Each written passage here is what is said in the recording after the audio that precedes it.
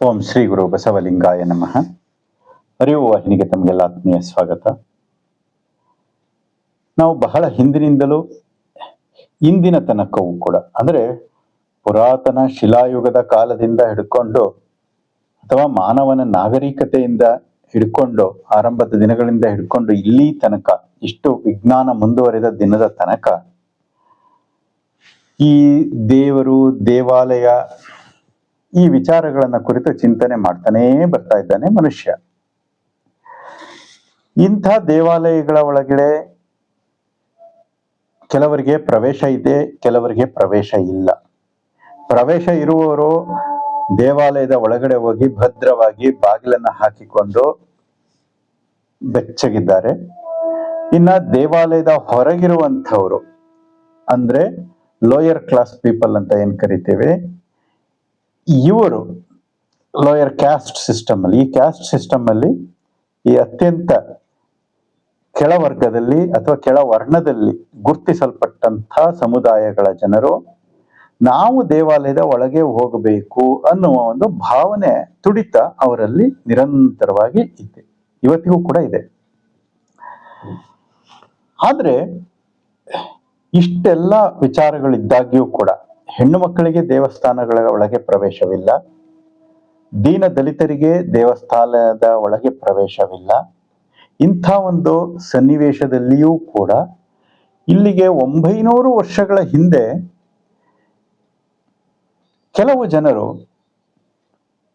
ಕೆಲವು ಜ್ಞಾನಿಗಳು, ಅನುಭಾವಿಗಳು ನಮಗೆ ದೇವಸ್ಥಾನನೇ ಬೇಡ ಅಂದ್ಬಿಟ್ಟು ದೇವಸ್ಥಾನಕ್ಕೆ ಬಹಿಷ್ಕಾರ ಹಾಕಿದ್ರು. ಅವರು ಎಲ್ಲಾ ಕಡೆಯೂ ನಾವು ನೋಡ್ತಾ ಇರೋದೇನು ಅಂದ್ರೆ, ದೇವಾಲಯಗಳು ಅಸ್ಪೃಶ್ಯರಿಗೆ ಬಹಿಷ್ಕಾರ ಹಾಕಿದ್ರೆ ಅಂದ್ರೆ ಅವ್ರನ್ನ ಒಳಗಡೆ ಬಿಟ್ಕೊಳ್ಳದ ಹಾಗೆ ಬಾಗಿಲನ್ನ ಹಾಕಿ ಮುಚ್ಕೊಂಡಿದ್ರೆ, ಇನ್ನೊಂದು ಕಡೆ ನಾವೇನ್ ನೋಡ್ತಾ ಇದ್ದೀವಿ, ಆ ಜನಗಳೇ ಯಾರು ಅಸ್ಪೃಶ್ಯರು ಅಂತ ಕರೆಸಿಕೊಂಡಿದ್ದರೋ ಅವರೇ ದೇವಾಲಯಗಳನ್ನ ಬಹಿಷ್ಕರಿಸಿ ನಮಗೆ ನಿಮ್ಮ ಅವಶ್ಯಕತೆನೇ ಇಲ್ಲ ಎನ್ನುವ ರೀತಿ ದೇವಾಲಯಗಳನ್ನೇ ಬಹಿಷ್ಕರಿಸಿದ ಒಂದು ಸುಂದರವಾದ ಚಿತ್ರಣವನ್ನ ನಾನು ಈ ಸಂಚಿಕೆಯಲ್ಲಿ ತಮ್ಮ ಮುಂದೆ ತೆಗೆದುಕೊಂಡು ಬರ್ತಾ ಇದ್ದೇನೆ.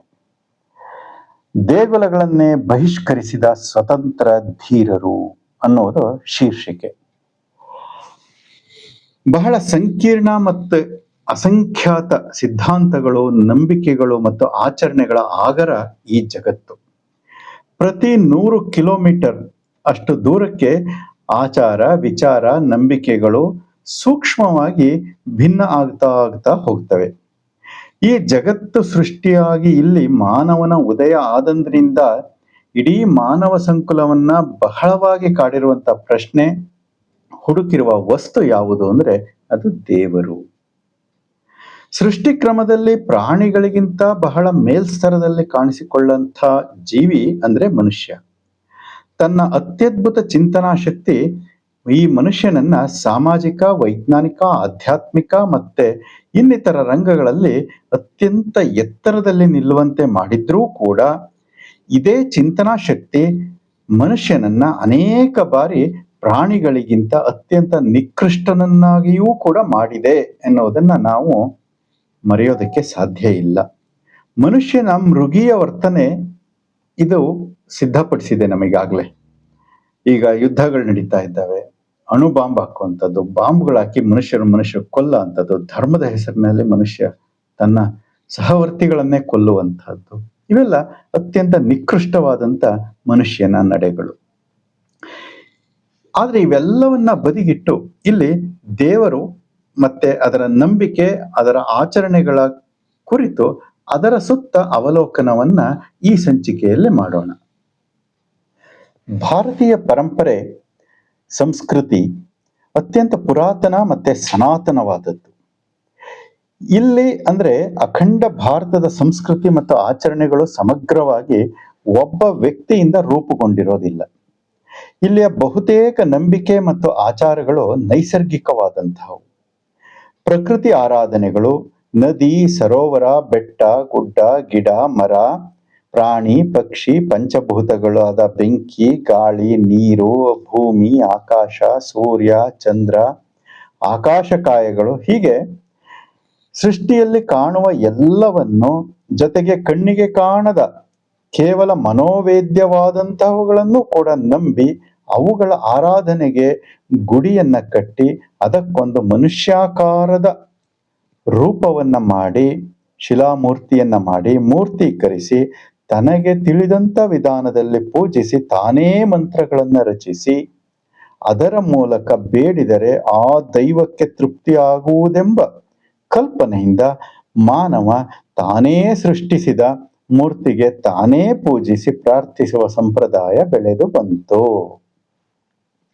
ಕ್ರಮೇಣ ಮೂರ್ತಿ ಪೂಜೆಗೆ ಸಂಸ್ಕೃತ ಒಂದು ಪವಿತ್ರ ಭಾಷೆ ಎನ್ನುವ ಒಂದು ನಾಮಧೇಯದೊಂದಿಗೆ ಸಂಸ್ಕೃತ ಭಾಷೆಯ ಬಳಕೆ ಪ್ರಾರಂಭ ಆಯಿತು. ವೈದಿಕರು ಮಾತ್ರ ಪೂಜಾರಿಗಳಾಗಲು ಅರ್ಹರೆಂದು, ಉಳಿದವರು ಕನಿಷ್ಠರೆಂದು ಸಮಾಜದಲ್ಲಿ ವರ್ಗೀಕರಣ ಆರಂಭ ಆಯಿತು.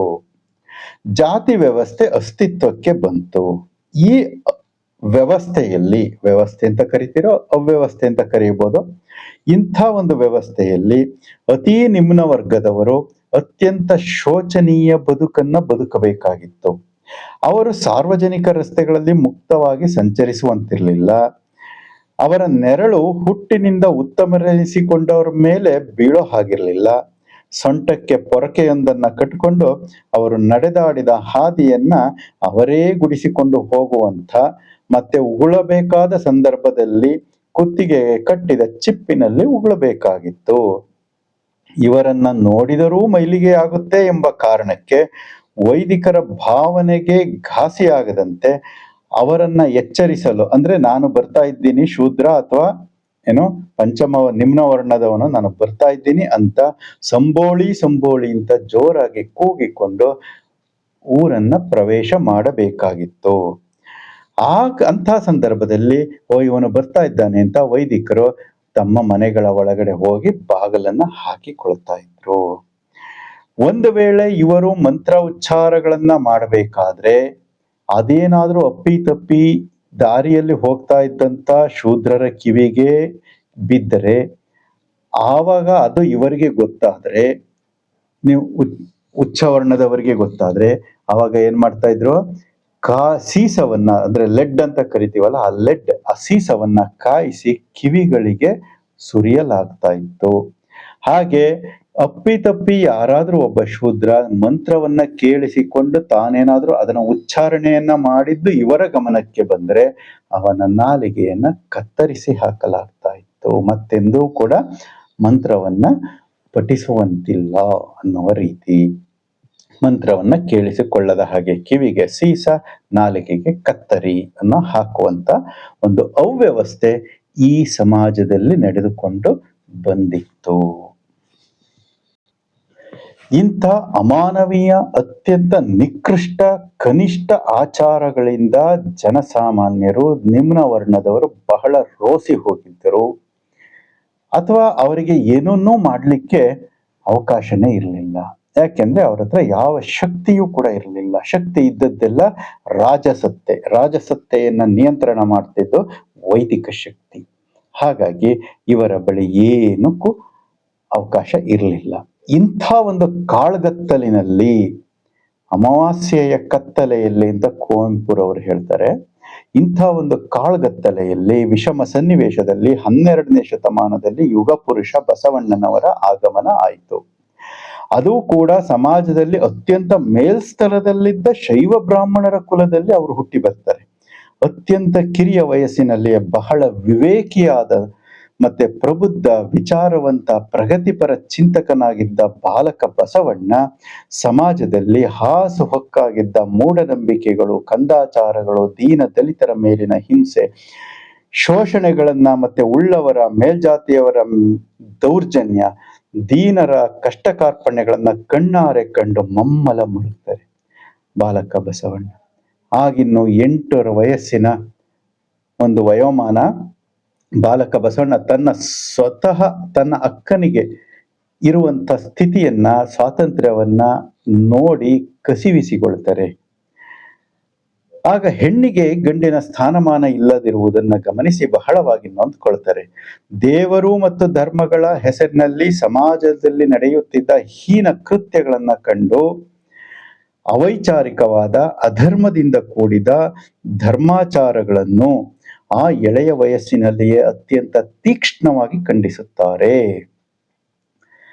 ಇಂಥ ಖಂಡನೆಗೆ ಪ್ರಕಾಂಡ ಜ್ಞಾನ ಸಂಪತ್ತು ಬೇಕಾಗುತ್ತದೆ. ಸುಮ್ಮನೆ ಖಂಡನೆ ಮಾಡ್ಲಿಕ್ಕೆ ಬರೋದಿಲ್ಲ, ಅದಕ್ಕೆ ಜ್ಞಾನ ಸಂಪತ್ತು ಬೇಕಾಗುತ್ತೆ. ಆ ಎಲ್ಲಾ ಪ್ರಜ್ಞೆಯನ್ನ ತಮ್ಮ ಚತುರಮತಿಯಿಂದ ಸಂಪಾದಿಸಿಕೊಂಡಂತ ಬಾಲಕ ಬಸವಣ್ಣ ಸಮಾಜದಲ್ಲಿ ಅದುವರೆಗೂ ಚಾಲ್ತಿಯಲ್ಲಿದ್ದಂತ ಹೀನ ಸಂಪ್ರದಾಯಗಳನ್ನು, ಹೀನ ಧರ್ಮಾಚಾರಗಳನ್ನು ಖಂಡತುಂಡವಾಗಿ ಅಲ್ಲಗಳೆಯುತ್ತಾರೆ ಮತ್ತು ಇವು ಶುದ್ಧ ಅವೈಚಾರಿಕವೆಂದು ತಿಳಿಸಿ ಶುದ್ಧ ವೈಚಾರಿಕತೆಯ ವೈಜ್ಞಾನಿಕ ಪ್ರಜ್ಞೆಯ ಹೊಸ ವ್ಯವಸ್ಥೆಯೊಂದನ್ನ ಹುಟ್ಟು ಹಾಕ್ತಾ ಇದ್ದಾರೆ.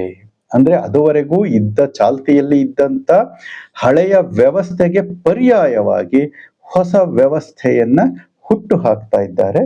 ಬಾಲಕ ಬಸವಣ್ಣ ಆಗಿದ್ದಂಥವರು ಈಗ ಗುರು ಬಸವಣ್ಣನವರಾಗಿದ್ದಾರೆ. ಹಾಗಾದ್ರೆ ಬಸವಣ್ಣನವರು ಏನು ಮಾಡಿದ್ರು ಅಂತ ನೋಡೋಣ. ಈಗ ಬಸವಣ್ಣನವರು ಸಂಶೋಧಿಸಿ ಹುಟ್ಟು ಹಾಕಿದ ಹೊಸ ವ್ಯವಸ್ಥೆಯ ರೂಪುರೇಷೆಗಳು ಏನಾಗಿತ್ತು, ಏನೇನೆಲ್ಲ ಕೊಡ್ತಾ ಇದ್ದಾರೆ ಬಸವಣ್ಣನವರು ಅಂದ್ರೆ, ಇಷ್ಟಲಿಂಗ ನಿಷ್ಠೆ ಮೊಟ್ಟ ಮೊದಲನೆಯದು ಬೇಕಾಗಿರುವುದು. ಇಡೀ ಸಮಾಜವನ್ನ, ಒಂದು ಸುವ್ಯವಸ್ಥಿತ ಸಮಾಜವನ್ನ ಕಟ್ಟಬೇಕು. ಒಬ್ಬ ಸದೃಢ ಶಕ್ತಿಯುತ, ಶಕ್ತಿಶಾಲಿ, ಮಾನಸಿಕವಾಗಿ ಸದೃಢವಾದಂತ ಒಬ್ಬ ವ್ಯಕ್ತಿಯನ್ನ ನಿರ್ಮಾಣ ಮಾಡಬೇಕು ಅಂದ್ರೆ ಅದು ಇಷ್ಟಲಿಂಗ. ಆ ಇಷ್ಟಲಿಂಗವನ್ನ ಧರಿಸಿಕೊಳ್ಳುವುದರ ಮೂಲಕ ಪ್ರತಿಯೊಬ್ಬ ಮನುಷ್ಯನನ್ನ ಬಸವಣ್ಣನವರು ಆಂತರಿಕವಾಗಿ ಸದೃಢವರನ್ನಾಗಿ ಮಾಡ್ತಾರೆ. ಅದೇ ಇಷ್ಟಲಿಂಗವನ್ನ ಉಪಯೋಗಿಸಿಕೊಂಡು ಒಂದು ಸಮಾಜವನ್ನ ಕಟ್ತಾರೆ. ನೈತಿಕ, ಆಧ್ಯಾತ್ಮಿಕ, ಆರ್ಥಿಕ ಎಲ್ಲದರಿಂದಲೂ ಸಂಪದ್ಭರಿತವಾದಂತ ಒಂದು ಸುವ್ಯವಸ್ಥಿತವಾದ ಸಮಾಜವನ್ನ ಕಟ್ಟಲಿಕ್ಕೆ ಇಷ್ಟಲಿಂಗವೇ ಮೇಟಿಗೂಟ. ಮೇಟಿಗೂಟ ಅಂದ್ರೆ ಹಿಂದೆ ಕಣದಲ್ಲಿ ಇದು ಏನು ಸುಗ್ಗಿ ಮಾಡ್ಬೇಕಾದ್ರೆ ಒಂದು ಮಧ್ಯದಲ್ಲಿ ಗೂಟವನ್ನ ನೆಡ್ತಾ ಇದ್ರು, ಬಲವಾದ ಗೂಟ. ಅದ್ರ ಸುತ್ತ ಎತ್ತುಗಳನ್ನ ಕಟ್ಟೋರು. ಒಂದು ಎತ್ತುಗಳನ್ನ ಕಟ್ಟಿ ಅದ್ರ ಸುತ್ತ ತಿರುಗ್ಸೋರು. ಆ ಗೂಟದ ಸುತ್ತ ಆ ಗೂಟಕ್ಕೆ ಹಗ್ಗವನ್ನ ಕಟ್ಟಿ ಎತ್ತುಗಳನ್ನ ಕಟ್ಟಿದ್ರೆ ಅವು ಇನ್ನೆಲ್ಲೋ ಆ ಕಡೆ ಈ ಕಡೆ ಓಡಾಡಕ್ ಆಗ್ತಾ ಇರಲಿಲ್ಲ. ಆ ಗೂಟದ ಸುತ್ತ ಎತ್ತುಗಳು ತಿರುಗಿ ತಿರುಗಿ ತಿರುಗಿ ಅದ ದಿನಸಿಯನ್ನ ತಯಾರು ಮಾಡ್ತಾ ಇದ್ವು. ಅಂದ್ರೆ ತೆನೆಗಳಿಂದ ಕಾಳನ್ನ ಬೇರ್ಪಡ್ತಾ ಇತ್ತು. ಆಗ ಅದನ್ನ ಕಾಳನ್ನ ಹೆಕ್ಕಿ ತೆಕ್ಕೊಂಡು ಹೋಗ್ತಾ ಇದ್ರು ರೈತರು. ಅಂಥ ಮೇಟಿಗೂಟ ಇಲ್ಲಿ ಇಷ್ಟಲಿಂಗ. ಇಷ್ಟಲಿಂಗದ ಆಧಾರದ ಮೇಲೆ ಒಂದು ಸುವ್ಯವಸ್ಥಿತ, ಸುಭದ್ರ ಸಮಾಜವನ್ನ ಕಟ್ತಾರೆ. ಆ ಸಮಾಜವೇ ಲಿಂಗಾಯತ ಸಮಾಜ, ಬಸವ ಧರ್ಮ ಅನ್ನುವಂಥ ವಿಚಾರ. ಇದು ಮೊಟ್ಟ ಮೊದಲನೆಯದ ಕಾಂಟ್ರಿಬ್ಯೂಷನ್ ಬಸವಣ್ಣನವ್ರದ್ದು. ಇಷ್ಟಲಿಂಗವನ್ನ ತಾವೇ ಕಂಡು ಹಿಡಿದು ಅದನ್ನ ವೈಜ್ಞಾನಿಕವಾಗಿ ರೂಪಿಸಿ ಅದನ್ನ ಪ್ರತಿಯೊಬ್ಬರಿಗೂ ವೇದಿಸುವಂತೆ ಅದನ್ನ ಅವಕಾಶ ಮಾಡಿಕೊಟ್ಟಿದ್ದು. ಎರಡನೆಯದೇನ್ ಮಾಡ್ತಾರೆ ಅಂದ್ರೆ, ಒಂದು ಕಾಯಕ, ಒಂದು ಕೆಲಸ ಕೀಳು, ಒಂದು ಕೆಲಸ ಮೇಲು ಅಂತ ಭಿನ್ನತೆಯನ್ನ ಇಟ್ಟುಕೊಂಡಿದ್ದಂತ ಕಾಲದಲ್ಲಿ ಎಲ್ಲ ಕಾಯಕವೂ ಒಂದೇ, ಸಮಾನ, ಅವರವರ ಅರ್ಹತೆಗೆ ತಕ್ಕಂತೆ, ಅವರವರ ಇಂಟೆಲಿಜೆನ್ಸ್ಗೆ ತಕ್ಕಂತೆ, ಅವರವರ ಇದಕ್ಕೆ ತಕ್ಕಂತೆ ಅವರು ಆ ಕಾರ್ಯವನ್ನ ಮಾಡಬೇಕೇ ಹೊರತು ಇದರಲ್ಲಿ ಮೇಲು ಕೀಳು ಎನ್ನುವುದಿಲ್ಲ. ಮಂತ್ರಿಯ ಕೆಲಸವು, ಚಮ್ಮಾರನ ಕೆಲಸವು ಎರಡು ಅಷ್ಟೇ ಪ್ರಾಮುಖ್ಯ ಅಂತ ಹೇಳಿ ಇದರಲ್ಲಿ ಮೇಲು ಕೀಳು ಎನ್ನುವ ಭಾವ ಸಲ್ಲದು. ಅವರವರ ಕೆಲಸವನ್ನ ಅವರು ಜವಾಬ್ದಾರಿಯಿಂದ ಅಚ್ಚುಕಟ್ಟಾಗಿ ನಿರ್ವಂಚನೆಯಿಂದ ಮಾಡಿದ್ರೆ ಅದು ಪವಿತ್ರವಾದಂತಹದ್ದು. ಎಲ್ಲ ಕಾಯಕವು ಪವಿತ್ರ ಅಂತ ಒಂದು ಮೇಲು ಒಂದು ಕೀಳು ಎನ್ನುವ ಭೇದವನ್ನ ಅಳಿಸಿ ಹಾಕಿ ಕಾಯಕವೇ ಕೈಲಾಸ ಮತ್ತೆ ದಾಸೋಹವೇ ದೇವಧಾಮ. ದೇವರ ಮಂದಿರ ಯಾವುದು ಅಂದ್ರೆ ದಾಸೋಹವನ್ನ ಮಾಡುವುದು. ಕಾಯಕದಿಂದ ಸಂಪಾದನೆಯನ್ನ ಮಾಡಿ ದಾಸೋಹದಿಂದ ಹಂಚುವುದು ಏನಿದೆ ಇದು ದೇವರ ಮನೆ, ದೇವರ ಧಾಮ, ದೇವರು ಇರುವ ಸ್ಥಳ ಅಂತ. ಕಾಯಕವೇ ಕೈಲಾಸ, ದಾಸೋಹವೇ ದೇವಧಾಮ ಎನ್ನುವ ಒಂದು ವಿಚಾರವನ್ನ ಗುರು ಬಸವಣ್ಣನವರು ಸಮಾಜಕ್ಕೆ ಕೊಡ್ತಾ ಇದ್ದಾರೆ. ಎರಡನೇದಾಯ್ತು. ಮೂರನೇದೇನು ಕೊಡ್ತಾ ಇದ್ದಾರೆ ಅಂದ್ರೆ, ಎಲ್ಲಾ ಬಗೆಯ ಮೌಢ್ಯಾಚಾರಗಳತ್ತು ಮೂಢನಂಬಿಕೆಗಳ ಖಡಾಖಂಡಿತ ನಿರಾಕರಣೆ.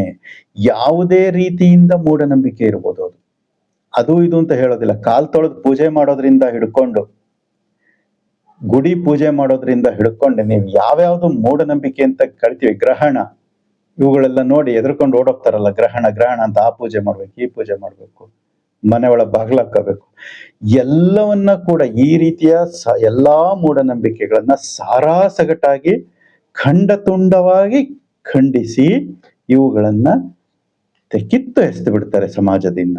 ಎಲ್ಲಾ ಬಗೆಯ ಮೌಢ್ಯಾಚಾರಗಳು ಮತ್ತು ಮೂಢನಂಬಿಕೆಗಳ ಖಂಡ ತುಂಡ ನಿರಾಕರಣೆಯನ್ನ ಮಾಡ್ತಾರೆ ಬಸವಣ್ಣನವರು. ಕೇವಲ ವಿಜ್ಞಾನ, ವೈಜ್ಞಾನಿಕತೆಗೆ ಬಿಟ್ರೆ ಅಜ್ಞಾನಕ್ಕೆ ಅಲ್ಲಿ ಅವಕಾಶ ಇರಲೇ ಇಲ್ಲ ಅನ್ನುವುದು ಸ್ಪಷ್ಟ. ಇನ್ನ 4ನೆಯ ವಿಚಾರ ಬಸವಣ್ಣನವರು ಕೂಡ ಮಾಡಿದ್ದು, ಎಲ್ಲರಿಗೂ ಎಲ್ಲ ರೀತಿಯ ವಿವೇಕಯುಕ್ತ ಸ್ವಾತಂತ್ರ್ಯ. ಎಲ್ಲರಿಗೂ ಸ್ವಾತಂತ್ರ್ಯ, ಯಾರು ಯಾರಿಗೂ ಕೀಳಲ್ಲ, ಯಾರು ಯಾರಿಗೂ ನಡುಬಗ್ಸಿ ನಿಲ್ಲೋ ಅವಶ್ಯಕತೆ ಇಲ್ಲ. ಆದ್ರೆ ವಿವೇಕಯುಕ್ತ ಸ್ವಾತಂತ್ರ್ಯ, ವಿವೇಕ ರಹಿತ ಅಲ್ಲ, ವಿವೇಕ ಸಹಿತ ಅಥವಾ ವಿವೇಕಯುಕ್ತ ಸ್ವಾತಂತ್ರ್ಯವನ್ನ ಪ್ರತಿಯೊಬ್ಬರಿಗೂ, ಸ್ತ್ರೀ ಪುರುಷರು ಅಥವಾ ನಿಮ್ನ ವರ್ಗದವರು, ಅವರು ಇವರು ಒಂದೇ, ಎಲ್ಲರಿಗೂ ಅವಕಾಶವನ್ನ ಕೊಡ್ತಾರೆ. ಸ್ವಾತಂತ್ರ್ಯ, ಸರ್ವ ಸ್ವಾತಂತ್ರ್ಯವನ್ನ ಕೊಡ್ತಾ ಇದ್ದಾರೆ ಗುರು ಬಸವಣ್ಣನವರು. ಇನ್ನು ಮುಂದಿನ ಒಂದು ವಿಚಾರ ಏನ್ ಕೊಡ್ತಾ ಇದ್ದಾರೆ ಅಂದ್ರೆ ಸಮಾಜಕ್ಕೆ, ಎಲ್ಲರಿಗೂ ಧಾರ್ಮಿಕ, ಸಾಮಾಜಿಕ, ಆರ್ಥಿಕ ಮತ್ತು ಸರ್ವ ಸಮಾನತೆಯನ್ನ ಕಲ್ಪಿಸಿಕೊಟ್ರು. ಧಾರ್ಮಿಕ ಸ್ವಾತಂತ್ರ್ಯ, ಧಾರ್ಮಿಕ ಸಮಾನತೆ, ಆಧ್ಯಾತ್ಮಿಕ ಸಮಾನತೆ, ಆರ್ಥಿಕ ಸಮಾನತೆ. ಯಾರು ಎಷ್ಟು ಬೇಕಾದ್ರೂ ದುಡಿಬಹುದು, ದುಡಿಯೋದಕ್ಕೂ ಲಿಮಿಟೇಷನ್ ಇಲ್ಲ. ಅವ್ರು ದುಡಿಬೇಕು ಇವ್ರು ದುಡಿಬಾರ್ದು ಅನ್ನೋ ಹಾಗಿಲ್ಲ, ಎಲ್ಲರೂ ದುಡಿಬಹುದು, ಎಲ್ಲರೂ ದಾಸೋಹ ಮಾಡುವುದು, ಎಲ್ಲರೂ ಆದ್ರೆ ಅದು ಸತ್ಯ ಶುದ್ಧವಾಗಿರಬೇಕು. ಹಾಗೆ ಧಾರ್ಮಿಕ ಆಚಾರ ವಿಚಾರಗಳು, ಎಲ್ಲರಿಗೂ ಸ್ವಾತಂತ್ರ್ಯ, ಸ್ತ್ರೀ ಪುರುಷ ಭೇದ ಇಲ್ಲ, ಎಲ್ಲರಿಗೂ ಸರ್ವ ಸಮಾನತೆಯನ್ನ ಕಲ್ಪಿಸಿ ಕೊಡ್ತಾರೆ. ಮುಂದೆ 6ನೇದು ಏನನ್ನ ಕೊಟ್ಟರು ಬಸವಣ್ಣವರು ಅಂದ್ರೆ, ವೈಚಾರಿಕ ಮತ್ತು ವೈಜ್ಞಾನಿಕ ಸಿದ್ಧಾಂತಗಳಿಗೆ ಮಾತ್ರ ಮನ್ನಣೆ. ಆಗ್ಲೇ ಹೇಳಿದ್ನಲ್ಲ, ಯಾವುದು ಮೌಢ್ಯಾಚಾರಗಳ ನಿರಾಕರಣೆ ಅಂತ. ವೈಜ್ಞಾನಿಕ ಮತ್ತೆ ವೈಚಾರಿಕ ಸಿದ್ಧಾಂತಗಳಿಗೆ ಮಾತ್ರ ಮನ್ನಣೆ ಇಲ್ಲಿ. ಅವೈಚಾರಿಕ ಅವೈಜ್ಞಾನಿಕ ವಿಚಾರಗಳಿಗೆ ಇಲ್ಲಿ ಎಂಟ್ರಿನೇ ಇಲ್ಲ ಅನ್ನುವ ವಿಚಾರ ನಮಗೆ ಸ್ಪಷ್ಟ ಆಗುತ್ತೆ ವಚನಗಳನ್ನ ಓದಿದ್ರೆ. ಇನ್ನ 7ನೇ ಪಾಯಿಂಟ್ ಬಸವಣ್ಣನವರ ಕಾಂಟ್ರಿಬ್ಯೂಷನ್ ಏನು ಅಂದ್ರೆ, ಅರ್ಥಶಾಸ್ತ್ರ, ನೀತಿಶಾಸ್ತ್ರ ಮತ್ತು ಸಮಾಜಶಾಸ್ತ್ರಗಳಿಗೆ ದೈವತ್ವದ ಸ್ಥಾನಮಾನ. ಕಾಯಕವೇ ಕೈಲಾಸ ಅಂತ ಕೊಟ್ರಲ್ಲ, ಇದಕ್ಕೆಲ್ಲ ದೈವತ್ವದ ಸ್ಥಾನಮಾನವನ್ನ ಕೊಟ್ರು. ನೀತಿಶಾಸ್ತ್ರ, ಅರ್ಥಶಾಸ್ತ್ರ ಎಲ್ಲ ಇವಕ್ಕೆ, ಸಮಾಜಶಾಸ್ತ್ರ ಇವೆಲ್ಲವಕ್ಕೂ ಕೂಡ ದೈವತ್ವದ ಸ್ಥಾನಮಾನ. ದೇವರು ಅಂದ್ರೆ ಗುಡಿ ಒಳಗೆ ಕೂರಿಸ್ಲಿಲ್ಲ, ಅದನ್ನ ಬೀದಿಗೆ ಕರ್ಕೊಂಡು ಬಂದು ನಿಲ್ಸಿರೋ ದೇವರನ್ನ. ಯಾಕೆ? ಅಲ್ಲಿ ನೀತಿವಂತಿಕೆ ಇರಬೇಕು, ಅಲ್ಲಿ ಅರ್ಥಶಾಸ್ತ್ರ ಸಮಾನತೆ ಇರಬೇಕು, ಸಮಾಜಶಾಸ್ತ್ರ ಎಲ್ಲರಿಗೂ ಸಮಾನತೆ ಇರಬೇಕು, ಮೇಲು ಕೀಳು ಇರಬಾರದು. ಇವೆಲ್ಲವೂ ಇದ್ರೆ ಅದೇ ದೇವರು ಅನ್ನುವಂತ ವಿಚಾರವನ್ನ ಗುರು ಬಸವಣ್ಣನವರು ಸರಿಯಾಗಿ ಮನದಟ್ಟು ಮಾಡಿಕೊಡುವುದರ ಮೂಲಕ ಅವರು ಹೊಸ ಸಮಾಜದ, ಹೊಸ ವ್ಯವಸ್ಥೆಯ ರೂಪುರೇಷೆಯನ್ನ ಹಾಕಿಕೊಟ್ಟಂತ ಮಹಾಪುರುಷ ಅದು ಗುರು ಬಸವಣ್ಣನವರು. ಗುರು ಬಸವಣ್ಣನವರಿಂದ ರೂಪುಗೊಂಡ ಅಂಥ ಹೊಸ ವ್ಯವಸ್ಥೆಯೇ ಸರ್ವಜನ ವೇದ್ಯ ಲಿಂಗಾಯತ ಧರ್ಮ. ಈ ಧರ್ಮದಲ್ಲಿ ಮೇಲಿನ ಎಲ್ಲವನ್ನು, ಈಗ ಹೇಳಿದಂತ ಎಲ್ಲವನ್ನು ಸಮಗ್ರವಾಗಿ ಮತ್ತು ಸಮರ್ಥವಾಗಿ ಅಳವಡಿಸಲಾಗಿತ್ತು. ಆ ಕಾರಣದಿಂದ ಸಮಾಜದಲ್ಲಿ ತುಳಿತಕ್ಕೊಳಗಾದ ನಿಮ್ನ ವರ್ಗದವರು ಅಸಂಖ್ಯಾತ ಸಂಖ್ಯೆಯಲ್ಲಿ ತಮ್ಮ ಮೂಲದ ನಂಬಿಕೆ ಮತ್ತು ಆಚರಣೆಗಳನ್ನು ತೊರೆದು, ತಮ್ಮ ಹಳೆಯ ನಂಬಿಕೆ ಆಚರಣೆಗಳನ್ನು ತೊರೆದು ಹೊಸ ಧರ್ಮದ ಆಶೋತ್ತರಗಳನ್ನು ತಮ್ಮ ಜೀವನದಲ್ಲಿ ಅವಿನಾಭಾವವಾಗಿ ಅಳವಡಿಸಿಕೊಂಡರೆ, ಅನೇಕ ಮೇಲ್ವರ್ಗದವರೂ ಕೂಡ ಬಸವಣ್ಣನವರ ಈ ಹೊಸ ಸ್ವರೂಪದ ಜೀವನ ಪದ್ಧತಿಗೆ ಮಾರು ಹೋಗಿ ಲಿಂಗಾಯತ ಧರ್ಮಾನುಯಾಯಿಗಳಾದರು. ಗುರು ಬಸವಣ್ಣನವರ ಕಾಲದಲ್ಲಿಯೇ 770 ಅಮರಗಣಗಳು ಎಂದು ಕರೆಯಲ್ಪಡುವ ಶರಣರು ಮತ್ತು ಅಸಂಖ್ಯಾತರೆಂದು ಕರೆಯಲ್ಪಡುವ 1,96,000 ಜನ ಶರಣರು ಪ್ರತಿನಿತ್ಯ ಲಿಂಗಾನುಭಾವದಲ್ಲಿ ಸಂಯೋಗವಾಗುತ್ತಿದ್ದರು ಅಂತ ಅನೇಕ ವಚನಗಳಲ್ಲಿ ಉಲ್ಲೇಖ ಇದೆ. ಇವರೆಲ್ಲರೂ ಲಿಂಗಾಯತ ಧರ್ಮದ ಹೊಸ ಜೀವನ ಪದ್ಧತಿಯನ್ನ ಅಳವಡಿಸಿಕೊಂಡು ಲಿಂಗಾನುಭಾವಿಗಳಾಗಿ ಅನುಭವ ಮಂಟಪದ ಕಾರ್ಯಕಲಾಪಗಳಲ್ಲಿ ಪಾಲ್ಗೊಳ್ಳುವುದರ ಜೊತೆಗೆ ತಮ್ಮ ಅನುಭವದ ವಚನಗಳನ್ನ ರಚಿಸಿ ಅವುಗಳನ್ನ ಅನುಭವ ಮಂಟಪಕ್ಕೆ ಸಲ್ಲಿಸಿ ಅಲ್ಲಿ ಅದರ ಕುರಿತು ಚರ್ಚಿಸಿ ತಮ್ಮ ನಿತ್ಯದ ಜೀವನವನ್ನ ಉತ್ತಮೀಕರಿಸಿಕೊಳ್ತಾ ಇದ್ರು, ಅಂದ್ರೆ ಇಂಪ್ರೂವ್ ಮಾಡ್ಕೊಳ್ತಾ ಇದ್ರು. ಜೊತೆಗೆ ಜೀವನವನ್ನ ದೈವೀಕರಣಗೊಳಿಸ್ತಾ ಇದ್ರು, ಇಡೀ ಜೀವನವನ್ನೇ ದೈವೀಮಯಗೊಳಿಸ್ಕೊಳ್ತಾ ಇದ್ರು. ತನ್ಮೂಲಕ ಅವರ ಇಹದ ಜೀವನವೇ ಪರದ ಜೀವನವಾಯಿತು. ಇಹ ಪರಗಳೆಂಬ ಭೇದವಿಲ್ಲದೆ ಪರವನ್ನು ಇಹದಲ್ಲೇ ಕಂಡ ಜಗತ್ತಿನ ಶ್ರೇಷ್ಠ ತತ್ವಜ್ಞಾನಿಗಳು ಅಂತ ಅವರಿಗೆ ಕರೀತಾರೆ. ತಮ್ಮ ಪೂರ್ವಾಶ್ರಮದಲ್ಲಿ ಅಂದರೆ ಲಿಂಗಾಯತ ಧರ್ಮಿಗಳಾಗುವ ಮುನ್ನ ದೇವರು ಮತ್ತು ಧರ್ಮಗಳ ಕುರಿತು ಅವರಲ್ಲಿ ಆಳವಾಗಿ ಬೇರೂರಿದ್ದ ಮೂಢನಂಬಿಕೆಗಳು ಮತ್ತು ಆ ಮೂಢನಂಬಿಕೆಗಳ ಸುತ್ತಿಕೊಂಡ ಕಂದಾಚಾರಗಳು ಜನಸಾಮಾನ್ಯರ ಬದುಕನ್ನ ಇನ್ನಿಲ್ಲದಂತೆ ಕಷ್ಟದ ಕೂಪಕ್ಕೆ ತಳ್ಳಿತು. ಜನಜೀವನ ಬಹಳ ದುಸ್ತರವಾಗಿತ್ತು. ನಿಮ್ನ ವರ್ಗದವರ ಹುಟ್ಟು ಮತ್ತು ಬದುಕು ಶಾಪ ಅಂತನೇ ತಿಳ್ಕೊಳ್ಳಾಗಿತ್ತು. ಇಂಥ ವಿಷಮ ಸನ್ನಿವೇಶದಲ್ಲಿ ಗುರು ಬಸವಣ್ಣನವರು ಆಶಾದಾಯಕವಾಗಿ ಅವರು ಪ್ರತಿಪಾದಿಸಿದಂಥ ಹೊಸ ಧರ್ಮ ನೊಂದ ಮನಕ್ಕೆ, ಬೆಂದ ಜೀವಕ್ಕೆ ಭರವಸೆಯ ಬೆಳಕನ್ನ ತೋರಿಸಿತು. ಬದುಕು ಆಶಾದಾಯಕವಾಗಿ ಕಾಣಿತು. ಬಸವಣ್ಣನವರು ಅಮಾವಾಸ್ಯೆಯ ಕಗ್ಗತ್ತಲೆಯ ರಾತ್ರಿಯಲ್ಲಿ ಆಕಾಶ ದೀಪದಂತೆ ಜಗತ್ತಿಗೆ ಕಂಡರು. ಆ ಬೆಳಕಿನಲ್ಲಿ ತಮ್ಮ ಜೀವನ ಪಾವನಗೊಳಿಸಲೆಂದು ದೂರದ ಅಫ್ಘಾನಿಸ್ತಾನದಿಂದ ಕೇರಳ, ತಮಿಳುನಾಡು, ಒರಿಸ್ಸಾ, ಕಾಶ್ಮೀರ, ಗುಜರಾತ್ ಮುಂತಾದ ಅನೇಕ ಪ್ರಾಂತ್ಯಗಳಿಂದ ಜನ ಜ್ಞಾನವನ್ನ ಅರಸಿ ಬಸವಣ್ಣನವರ ಕಲ್ಯಾಣದ ಪಟ್ಟಣಕ್ಕೆ ಬಂದರು. ಅನುಭವ ಮಂಟಪದ ಸದ್ಗೋಷ್ಠಿಗಳಲ್ಲಿ ಪಾಲ್ಗೊಂಡು ಜ್ಞಾನಾಮೃತವನ್ನು ಸವಿದುಂಡು ಸ್ವಯಾನುಭಾವಿಗಳಾಗಿ ಅಂಗ ಲಿಂಗ ಸಮರಸ ಹೊಂದಿ ಸ್ವಯಲಿಂಗಿಗಳಾದರು. ಇದಿಷ್ಟು ಬೇಸಿಕ್ ಫಂಡಮೆಂಟಲ್ ವಿಚಾರಗಳು ಮುಗಿದ ಮೇಲೆ ಈಗ ನಾವು ನೋಡಬೇಕು, ದೇವಾಲಯಗಳನ್ನ ಧಿಕ್ಕರಿಸಿದ ಅಥವಾ ಬಹಿಷ್ಕರಿಸಿದ ಜನರು ಯಾರು ಅಂತ. ದೇವಾಲಯಗಳನ್ನೇ ಇವರು ಆಚೆಗಿಟ್ಟುಬಿಟ್ರು, ತಮ್ಮ ಮನಸ್ಸಿನಿಂದನೇ ಆಚೆಗಿಟ್ಟುಬಿಟ್ರು. ನೋಡೋಣ ಈಗ. ಇಂಥ ಸಂದರ್ಭದಲ್ಲಿ ಹಳ್ಳಿ ಪಟ್ಟಣಗಳಲ್ಲಿನ ಶ್ರದ್ಧಾ ಕೇಂದ್ರಗಳಾಗಿದ್ದ ಸ್ಥಾಪಿತ ಅಥವಾ ಸ್ಥಾವರ ದೇಗುಲಗಳು ಭಕ್ತರಿಲ್ಲದೆ ಬಿಕೋ ಎನ್ನುತ್ತಿದ್ದವು. ಲಿಂಗದ ನೆಲೆಕಲೆಗಳನ್ನು ಅರಿತು ಅಂಗವಿಸಿಕೊಂಡ ಮೇಲೆ ಸ್ಥಾವರ ದೇವಾಲಯದ ಕಡೆ ಜನ ಹೋಗದಾದರು. ಅಲ್ಲಿಯವರೆಗೂ ದೇವಾಲಯಗಳಿಗೆ ನಿಮ್ನ ವರ್ಗದ ಜನರಿಗೆ ಪ್ರವೇಶ ನಿಷಿದ್ಧವಾಗಿತ್ತು. ಆದರೆ ಈಗ ಜನ ದೇವಾಲಯಗಳನ್ನೇ ತಮಗೆ ಬೇಡವೆಂದು ಬಹಿಷ್ಕರಿಸುವ ಹೊಸ ಮನ್ವಂತರ ಸೃಷ್ಟಿಯಾಯಿತು. ಇದು ಬಹಳ ಮುಖ್ಯವಾದ ವಿಚಾರ. ಬಸವಣ್ಣನವರು ಬಹಳ ಸ್ಪಷ್ಟವಾಗಿ ಜನಮಾನಸದಲ್ಲಿ ವೈಜ್ಞಾನಿಕ ವಿಚಾರಗಳ ಬೀಜ ಬಿತ್ತಿ ಅನುಭಾವದ ಹುಲುಸಾದ ಬೆಳೆ ತೆಗೆದಿದ್ದರು. ಆ ಅನುಭಾವದ ಬೆಳೆಯ ಫಲವೇ ದೇವಾಲಯಗಳ ಬಹಿಷ್ಕಾರ.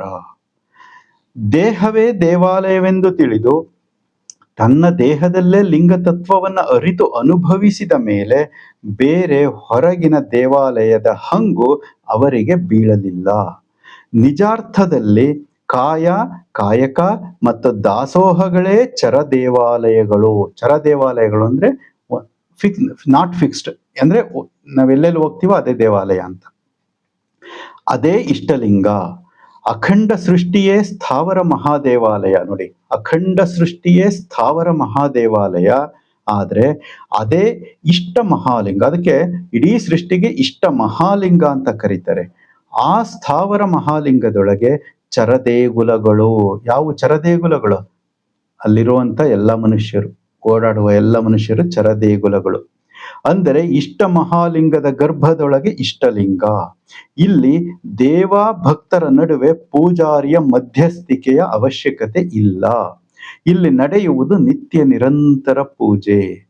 ಪೂಜೆ ಅಂತಂದ್ರೆ ಇವಾಗೊಂದ್ಸರಿ ಬೆಳಗ್ಗೆ ಮಧ್ಯಾಹ್ನ ಮಾಡೋ ಪೂಜೆ ಅಲ್ಲ, ನಿತ್ಯ ನಿರಂತರ ಪ್ರತಿ ಕ್ಷಣವೂ ನಡೆಯುವಂತ ಅನವರತ ಪೂಜೆ ಅಂತ ಕರೀತಾರೆ. ಅದಕ್ಕೆ ದೇವ ಭಕ್ತರ ನಡುವೆ ಕೊಡುಕೊಳ್ಳುವ ವ್ಯವಹಾರವಿಲ್ಲ. ಇಲ್ಲಿರುವುದು ಅನನ್ಯ ಅನುಪಮ ಭಕ್ತಿ. ದೇವರ ಕುರಿತು ಭಕ್ತನಲ್ಲಿ ಶುದ್ಧ ಪರಿಪಕ್ವ ಪ್ರೇಮ. ಇಲ್ಲಿರುವುದು ವ್ಯವಹಾರ ಇಲ್ಲ, ಪರಿಪಕ್ವ ಪ್ರೇಮ. ದೇವನಿಗೆ ನೀಡುವೆನೆಂಬ ಅಹಂಭಾವವಾಗಲಿ, ದೇವನು ನನಗೆ ನೀಡಲೆಂಬ ಬಯಕೆಯಾಗಲಿ ಇಲ್ಲಿ ಇಲ್ಲ. ಇಂಥ ಮಾನಸಿಕ ನಿಶ್ಚಿಂತ ಸ್ಥಿತಿ ತಲುಪಿದ ಸಾಧಕ ಜೀವಿಗೆ ದೇವಾಲಯದ ಅಥವಾ ಸ್ಥಾವರ ಗುಡಿಯ ಹಂಗು ಹರಿಯೇಕೆ? ಮುಂದೆ ಬರುತ್ತೆ ನೋಡಿ. ಅದಕ್ಕೆ ಒಂದು ವಚನ, ಜಗದಗಲ ಮುಗಿಲಗಲ ಮಿಗೆಯಗಲ ನಿಮ್ಮಗಲ ವಾಂಗ್ಮನಾಗೋಚರವೆಂದು ಹೇಳುತ್ತೈದಾವೆ ವಾಕ್ಯಗಳು. ವಾಕ್ ಮನ ಗಳಿಗೆ ಅಗೋಚರನೆಂದು ಹೇಳುತ್ತಾ ಇದ್ದಾವೆ ವಾಕ್ಯಗಳು. ಅದಂತಿರಲಿ ಐತಿಹಾಸಿಕರು, ಪೌರಾಣಿಕರು, ಆಗಮಿಕರು ಅರಿದರಾದಡೆ ದೃಶ್ಯನೆಂಬರೆ ಶಿವನನು, ಅದೃಶ್ಯನೆಂಬರೆ ಶಿವನನು, ವಾಂಗ್ಮನಾಗೋಚರನೆಂಬರೆ ಶಿವನನು. ಅಣುವಿನೊಳಗೆ ಅಣುವಾಗಿ ಮಹತ್ತಿನೊಳಗೆ ಮಹತ್ತಾಗಿ ಇಹಪರವೆಂಬ ಸಂದ ಹರಿದು ಅಧ್ಯಕ್ಷತನಕ್ಕೆ ಕಾರಣಿಕನಾಗಿ ಇಹಲೋಕವೇ ಪರ, ಪರವೇ ಇಹಲೋಕ, ಗುರುವಿಂಗೆ ತನು ಮುಟ್ಟಿ ತ್ರಿವಿಧ ಲಿಂಗಕ್ಕೆ ಮನ ಮುಟ್ಟಿ ತ್ರಿವಿಧ ಜಂಗಮಕ್ಕೆ ಧನ ಮುಟ್ಟಿ ತ್ರಿವಿಧ ನಿವೇದಿಸಿ ಆ ಗುರುವಿಂ ಶುದ್ಧ ಪ್ರಸಾದವ, ಆ ಲಿಂಗದಿಂ ಸಿದ್ಧ ಪ್ರಸಾದವ, ಆ ಜಂಗಮದಿಂ ಪ್ರಸಿದ್ಧ ಪ್ರಸಾದವನ ಅವಗ್ರಹಿಸಿ ಆ ಲಿಂಗಾರ್ಚನೆಯ ಸ್ವಾನುಭಾವದಿಂದ ಏಕವ ಮಾಡಿ ಅರ್ಚಿಸಲಿಲ್ಲ ಶರಣರು ಸ್ವತಂತ್ರರು. ಅಂಗದಾಸೆಯಲ್ಲಿ ಹರಿವುದ ಬಿಟ್ಟ ನಿಸ್ಸಂಗಿಗಳು. ಶ್ರೋತ್ರ, ನೇತ್ರ, ತ್ವಕ್ಕು, ಜಿಹ್ವೆ, ಪ್ರಾಣ, ಪಂಚೇಂದ್ರಿಯಗಳ ಶಿವನ ಮುಖವೆಂದರಿದು ಅನ್ಯ ಸಂಘಗಳಿಗೆ ಎಳಸಿ ಬಳಸಿ ಬಣಕರಪ್ಪರೆ ಶರಣರು. ನಮ್ಮ ಶರಣರಿಗೆ ಸರಿ ಉಂಟೆ ಲೋಕದೊಳಗೆ, ಶೂನ್ಯವೆನಿಸುವ ವಸ್ತುವ ರೂಹಿಂಗೆ ತಂದು ನೆರೆದು ತಾನೇ ರೂಪಾಗಬಲ್ಲ ಶರಣನು. ಅಂತ ಮಹಾಮಹಿಮಗೆ ನಮೋ ನಮೋ ಎಂಬೆನು ಕಾಣ ಉರಿಲಿಂಗ ಪೆದ್ದಿ ಪ್ರಿಯ ವಿಶ್ವೇಶ್ವರ. ಅದರ ಅರ್ಥ ಏನು ಅಂದ್ರೆ, ಸರಳವಾಗಿ ನೋಡ್ಬೇಕು ಅಂದ್ರೆ, ಜಗದಗಲದ ಅವಿರಳ ಚೈತನ್ಯವನ್ನ ಒಳಹೊಕ್ಕು ನಿವೇದಿಸಿಕೊಂಡಂತ ಶರಣರು ಪೌರಾಣಿಕರಿಂದ ಕಲ್ಪಿತಗೊಂಡು ಗುಡಿಯಲ್ಲಿ ಮೂರ್ತೀಕರಿಸಲ್ಪಟ್ಟು ಬಂಧಿತನಾಗಿ ಪೂಜಾರಿ ಎಂಬ ಮಧ್ಯವರ್ತಿಯಿಂದ ಪೂಜೆಗೊಂಬ ರೂಪವನ್ನು ದೇವರೆಂದು ಒಪ್ಪುವರೇ ಯಾರೋ ಶರಣರು. ಅದು ಅಸಾಧ್ಯ. ಅಂಥ ಶರಣರಿಗೆ ಲೋಕದಳು ಯಾರೂ ಸರಿಯಾಗಲಾರರು. ಪರಿಪೂರ್ಣ ಚೈತನ್ಯದ ಸ್ವರೂಪವೇ ತಾವಾದ ಶರಣರು ಕಲ್ಪಿತಗಳಿಗೆ ಅಂಜರು, ಅಳುಕರು. ಅಂಥ ಶರಣರು ಜಗದ್ವಂದ್ಯರು ಅಂತ ಯಾರು ಉರಿಲಿಂಗ ಪೆದ್ದಿ ಶರಣರು ಹೇಳಿದ್ದಾರೆ. ದೇಹವೇ ದೇವಾಲಯವು, ಜೀವವೇ ಶಿವಲಿಂಗ, ಬಾಹ್ಯಗಳಳಿದು ಭಜಿಪಂಗೆ ಮುಕ್ತಿ ಸಂದೇಹವಿಲ್ಲ ಎಂದ ಸರ್ವಜ್ಞ. ಇಲ್ಲಿ ಏನ್ ಹೇಳ್ತಾ ಇದ್ದಾರೆ? ದೇಹ ದೇವಾಲಯ, ಜೀವವೇ ಶಿವಲಿಂಗ. ಇಷ್ಟಿದ್ದರೆ ಬಾಹ್ಯ ದೇವಾಲಯ ಯಾಕೆ ಅಂತ ಸರ್ವಜ್ಞ ಹೇಳ್ತಾ ಇದ್ದಾರೆ. ಮುಂದೆ ಹೇಳ್ತಾ ಇದ್ದಾರೆ, ಪರಮ ವೈರಾಗ್ಯ ನಿಧಿ ಅಲ್ಲಮ ಪ್ರಭುದೇವರು ಹೇಳ್ತಾ ಇದ್ದಾರೆ, ದೇಹದೊಳಗೆ ದೇವಾಲಯವಿದ್ದು ಮತ್ತೆ ಬೇರೆ ದೇಗುಲವೇ ಕಯ್ಯ, ಎರಡಕ್ಕೆ ಹೇಳಲಿಲ್ಲಯ್ಯ ಗುಹೇಶ್ವರ, ನೀನು ಕಲ್ಲಾದರೆ ನಾನು ಏನಪ್ಪೇನು ಅಂತ ಕೇಳ್ತಾ ಇದ್ದಾರೆ ಪ್ರಶ್ನೆ. ಅಂದ್ರೆ ದೇಹದೊಳಗೆ ದೇವಾಲಯ ಇರ್ಬೇಕಾದ್ರೆ ಹೊರಗಿನ ದೇವಾಲಯ ಏಕೆ ಅಂತ ಪ್ರಭುದೇವರ ಪ್ರಶ್ನೆ. ದೇಹವೇ ದೇವಾಲಯ ಎಂದು ಅರಿತ ಮೇಲೆ ಪುನಃ ಹೊರಗಿನ ದೇವಾಲಯಗಳಿಗೆ ಹೋಗಿ ಅಲ್ಲಿಯ ದೇವತಾ ಮೂರ್ತಿಗೆ ಪೂಜಿಸಿ ಪಾವನವಾಗುವೆ ಎಂಬ ಭ್ರಮೆ ಏಕೆ ಅಂತ ಪ್ರಶ್ನಿಸುತ್ತಾ, ದೇವರು ಗುಡಿಯಲ್ಲಿ ಕಲ್ಲಾಗಿ ಕುಳಿತರೆ ಅಲ್ಪಜ್ಞನಾದ ಜೀವಾತ್ಮ ಏನಾಗಲು ಸಾಧ್ಯ ಎಂದು ತಾತ್ವಿಕವಾಗಿ ಕೇಳ್ತಾ ಇದ್ದಾರೆ. ಅಂದರೆ ದೇವರು ಕಲ್ಲಿನ ಮೂರ್ತಿಯಲ್ಲ ಎಂಬ ಸ್ಪಷ್ಟತೆಯನ್ನು ಕೊಡುತ್ತಾರೆ. ಇಂಥ ಸ್ಪಷ್ಟ ಅರಿವುಳ್ಳ ಶರಣರು ದೇಗುಲಗಳಿಗೆ ಹೋಗುವುದುಂಟೆ. ಅದಕ್ಕಾಗಿ ದೇಗುಲಗಳನ್ನೇ ಅವರು ಬಹಿಷ್ಕರಿಸಿದರು. ಅರಿವಿನ ಮಾರಿತಂದೆ ಈ ವಚನ ಅಂತೂ ಎಷ್ಟು ಚೆನ್ನಾಗಿದೆ. ಶೈವಕ್ಕೆ ಕೈಲಾಸ, ವೈಷ್ಣವಕ್ಕೆ ವೈಕುಂಠ, ಬೌದ್ಧಂಗೆ ಮೋಕ್ಷಗಾಮಿನಿ ಎಂಬ ಗೊತ್ತುಗಳು ಬೇರಾದಲ್ಲಿ ಪೃಥ್ವಿ, ಅಪ್ಪು, ತೇಜ, ವಾಯು, ಆಕಾಶ ಬೇರಾದುದಿಲ್ಲ. ಸುವರ್ಣ ಒಂದು, ಆಭರಣ ಹಲವಾದಂತೆ ಪರವಸ್ತು ಒಂದೇ ಎಂಬುದಕ್ಕೆ ಇದೇ ದೃಷ್ಟ. ಮತ್ತಿದಿರು ದೈವ ಉಂಟೆಂದು ಗದಿಯಬೇಡ, ನೆರೆನಂಬಿ ಸದಾಶಿವ ಮೂರ್ತಿ ಲಿಂಗವನ ಅಲ್ಲದಿಲ್ಲ ಎಂಬೆ. ಎಲ್ಲೆಡೆ ಅನಂತವಾಗಿ ವ್ಯಾಪಿಸಿರುವ ಆಕಾಶ, ಭೂಮಿ, ನೀರು, ಅಗ್ನಿ, ಗಾಳಿ, ಸೃಷ್ಟಿಯ ಸಕಲ ಚರ ಅಚರಕ್ಕೂ ಒಂದೇ ಆಗಿರುವಾಗ, ಇವೆ ಪಂಚಭೂತಗಳು ಎಲ್ಲ ಕಡೆನೂ ಎಲ್ಲರಿಗೂ ಒಂದೇ ಆಗಿರುವಾಗ, ಶೈವರಿಗೆ ಕೈಲಾಸ, ವೈಷ್ಣವರಿಗೆ ವೈಕುಂಠ, ಬೌದ್ಧರಿಗೆ ಇನ್ನೊಂದು ಜಾಗ, ಮತ್ತೊಬ್ಬರಿಗೆ ಮತ್ತೊಂದು ಜಾಗ ಅಂತ ಹೇಳ್ತಾರಲ್ಲ ಅಂತ ಹೇಳ್ತಾ ಇಲ್ಲಿ ಎಂಬ ಪ್ರತ್ಯೇಕಗಳಿರಲು ಸಾಧ್ಯವೇ ಎಂಬ ಅತ್ಯಂತ ವೈಚಾರಿಕ ಪ್ರಶ್ನೆಯನ್ನ ಶರಣರಾದ ಅರಿವಿನ ಮಾರಿತಂದೆ ಕೇಳ್ತಾರೆ. ಒಂದೇ ಬಂಗಾರದ ಗಟ್ಟಿಯಲ್ಲಿ ಹಲವು ವಿನ್ಯಾಸದ ಆಭರಣಗಳಾಗುವಂತೆ ಒಂದೇ ಮೂಲ ಚೈತನ್ಯದಿಂದ ಈ ರೀತಿ ಹಲವಾರು ಕಲ್ಪನೆಗಳು ಉತ್ಪತ್ತಿಯಾಗಿವೆ. ಎಲ್ಲ ಜೀವರಾಶಿಗಳು ಅಲ್ಲಿಂದನೇ ಬಂದಿರೋದು, ಮೂಲ ಒಂದೇ ಇದೆ ಅನ್ನುವಂಥ ವಿಚಾರವನ್ನ ಅರಿವಿನ ಮಾರಿತಂದೆಗಳು ನಮಗೆ ಸ್ಪಷ್ಟಪಡಿಸ್ತಾ ಇದ್ದಾರೆ. ಸಿದ್ದರಾಮೇಶ್ವರರು ಈ ರೀತಿ ಹೇಳ್ತಾರೆ ನೋಡ್ರಿ, ಮಣ್ಣ ಕೊಟ್ಟು ಪುಣ್ಯವು ಪಡೆವೆಂಬನ ಭಾಷೆ ಹೊಲ್ಲ. ಮಣ್ಣನ್ನು ಕೊಟ್ಟು ಒಂದನ್ನ ಪಡಿತೀನಿ ಅಂತ. ಮಣ್ಣ ಕೊಟ್ಟು ಪುಣ್ಯವ ಪಡೆವೆನೆಂಬುವನ ಭಾಷೆ ಹೊಲ್ಲ. ಮಣ್ಣಿನ ಪುಣ್ಯ ಮುಕ್ಕಣ್ಣನ ಮುಖಕ್ಕೆ ಬಂದಿತ್ತು. ನೀರ ನೆರೆದು ಪುಣ್ಯವ ಪಡೆವನೆಂಬುವನ ಭಾಷೆ ಹೊಲ್ಲ. ನೀರಿನ ಪುಣ್ಯ ನಿರಂಜನನ ಮುಖಕ್ಕೆ ನಿಮಿರಿತ್ತು. ಅಂದ್ರೆ ಇದನ್ನ ಕೊಟ್ಟು, ಮಣ್ಣ ಏನೋ ಒಂದನ್ನ ಕೊಟ್ಟು ಇನ್ನೊಂದನ್ನ ಬೇಕು ಅಂತ ನಾವು ಕೇಳ್ತೀವಲ್ಲ ದೇವರ ಹತ್ರ, ಅದೇನು ನಾವು ಕೊಡುವಂತ ಮಣ್ಣನ್ನು ಕೊಡೋದಿರ್ಬೋದು, ಧಾನ್ಯವನ್ನ ಕೊಡೋದಿರ್ಬೋದು, ನೀರನ್ನ ಕೊಡೋದಿರ್ಬೋದು ದೇವರಿಗೆ, ಅದೆಲ್ಲ ನಮ್ದು ಯಾವ್ದು ವಸ್ತುಗಳಲ್ಲ. ಅದು ಎಲ್ಲ ಆತ ಸೃಷ್ಟಿಯಿಂದ ನಿರ್ಮಿತವಾದಂಥವು. ಅದನ್ನ ನಾನು ತಾಂಡೋಗಿ ದೇವ್ರಿಗೆ ಕೊಟ್ಟೆ ಅಂತ ಅನ್ನೋದ್ರಾಗ ಅರ್ಥ ಇಲ್ಲ ಅನ್ನುವಂಥ ಭಾವದಲ್ಲಿ ಇಲ್ಲಿ ಹೇಳ್ತಾ ಇದ್ದಾರೆ. ಜ್ಯೋತಿಯ ಬೆಳಗಿ ಪಾಪವ ಕಳವೆನೆಂಬುವನ ಭಾಷೆ ಹೊಲ್ಲ, ಜ್ಯೋತಿಯ ಪುಣ್ಯ ದೀಪದ ಮುಖಕ್ಕೆ ಹೋಯಿತು. ಚಾಮರವ ಬೀಸಿ ಪಾಪವ ಕಳವೆನೆಂಬುವನ ಭಾಷೆ ಹೊಲ್ಲ, ಚಾಮರದ ಪುಣ್ಯ ಚಾಮರಾಧೀಶನ ಮುಖಕ್ಕೆ ಹೋಯಿತು. ದೇವಾಲಯವ ಕಟ್ಟಿ ದೇವತ್ವವ ಪಡೆವೆನೆಂಬುವನ ಭಾಷೆ ಹೊಲ್ಲ, ದೇವಾಲಯದ ಪುಣ್ಯ ಅಧೋಮುಖಂಗೆ ಸೇರಿತ್ತು. ಕೊಟ್ಟ ಭಕ್ತ ನಾರನೂ ಕಾಣೆ, ಕೈಕೊಂಡ ಜಂಗಮ ನಾರನೂ ಕಾಣೆ. ನೋಡ ಕಪಿಲ ಸಿದ್ಧ ಮಲ್ಲಿಕಾರ್ಜುನ, ಸೃಷ್ಟಿಯಲ್ಲಿ ಇರುವಂತದ್ದನ್ನ ದೇವ್ರಿಗೆ ಕೊಟ್ಟು ನಾನು ಕೊಟ್ಟೆ ಅಂತ ಹೇಳೋದ್ರಾಗ ಏನಿದೆ? ಅದ್ಯಾವುದು ನಮ್ಮ ವಸ್ತುಗಳೇ ಅಲ್ಲ. ಹಾಗಾಗಿ ಅದನ್ನ ನಾವು ಕೊಟ್ಟು ಅಂತ ಹೇಳ್ಕೊಳಕ್ಕೂ ನಮಗೇನು ಇಲ್ಲ. ನಾವು ಈಗ ಅದರಿಂದ ಏನಾದ್ರೂ ರಿಟರ್ನ್ ನಾವು ಪಡ್ಕೋಬೇಕು ಅಂತಂದ್ರೂ ಕೂಡ ಇವೆಲ್ಲ ಶುದ್ಧ ಸುಳ್ಳು, ಹುಸಿ ಅನ್ನುವುದು ಸಿದ್ದರಾಮೇಶ್ವರ್ ಒಂದು ಇಂಗಿತ. ಮತ್ತೆ ಹೇಳ್ತಾರೆ ಮುಂದಿನ ವಚನದಲ್ಲಿ ಈ ರೀತಿ ಹೇಳ್ತಾರೆ, ಭಕ್ತನ ನಡೆ ಶುದ್ಧ, ಭಕ್ತನ ನುಡಿ ಶುದ್ಧ, ಭಕ್ತನ ತನು ಶುದ್ಧ, ಭಕ್ತನ ಮನ ಶುದ್ಧ, ಭಕ್ತನ ಭಾವ ಶುದ್ಧ, ಭಕ್ತನ ಸರ್ವಕ್ರಿಯೆಯೆಲ್ಲ ಶುದ್ಧ ಅಖಂಡೇಶ್ವರ. ನೀವಲಿದ ಸದ್ಭಕ್ತನ ಕಾಯವೇ ಕೈಲಾಸವಯ್ಯ. ನೋಡಿ ಯಾಕೆ ದೇವಾಲಯವನ್ನ ಬಹಿಷ್ಕರಿಸಿದ್ರು ಅಂದ್ರೆ, ಈ ರೀತಿಯಾಗಿ ತನು ಮನ ಭಾವ ಎಲ್ಲ ಶುದ್ಧವಾದಂತ ಭಕ್ತನಿಗೆ ದೇವಾಲಯದ ಅಗತ್ಯನೇ ಬೀಳೋದಿಲ್ಲ. ಹಾಗಾಗಿ ದೇವಾಲಯವನ್ನೇ ಇವರು ಬಹಿಷ್ಕರಿಸ್ಬಿಟ್ರು. ನಮಗೆ ನಿಮ್ಮ ದೇವಾಲಯವೇ ಬೇಡ, ನೀವೇ ಇಟ್ಕೋಬೇಡಿ ನಿಮ್ ದೇವಾಲಯಗಳನ್ನ, ನಿಮ್ ದೇವಾಲಯಕ್ಕೆ ನಮಗೆ ಪ್ರವೇಶನೂ ಕೊಡ್ಬೇಡಿ, ನಾವು ನಿಮ್ ದೇವಾಲಯಕ್ಕೆ ಬರೋದೂ ಇಲ್ಲ, ನಿಮ್ ದೇವಾಲಯ ನೀವೇ ಇಟ್ಕೋಬೇಡಿ ಅನ್ನೋ ಒಂದು ಲೆಕ್ಕಕ್ಕೆ ನಮ್ಮ ಶರಣರು 12ನೇ ಶತಮಾನದಲ್ಲಿ 900 ವರ್ಷಗಳ ಹಿಂದೆ ಇದ್ ಮಾಡಿದ್ದಾರೆ. ಆದ್ರೆ ಇವತ್ತಿಗೂ ಕೂಡ ಕೆಲವರು ಮತ್ತೆ ದೇವಾಲಯಕ್ಕೆ ನಮಗೆ ಪ್ರವೇಶ ಇಲ್ಲ, ಪ್ರವೇಶ ಕೊಡಿ ಅಂತ ಕೋರ್ಟ್ಗೆ ಅರ್ಜಿ ಹಾಕೊಂಡು ಹೋಗೋದನ್ನ ನಾವು ನೋಡ್ತಾ ಇದ್ದೇವೆ. ಯಾಕೆಂದ್ರೆ ಈ ಜ್ಞಾನ ಅವ್ರಿಗೆ ಗೊತ್ತಿಲ್ಲದೆ ಇರೋದ್ರಿಂದ ಆ ರೀತಿ ಆಗಿದೆ.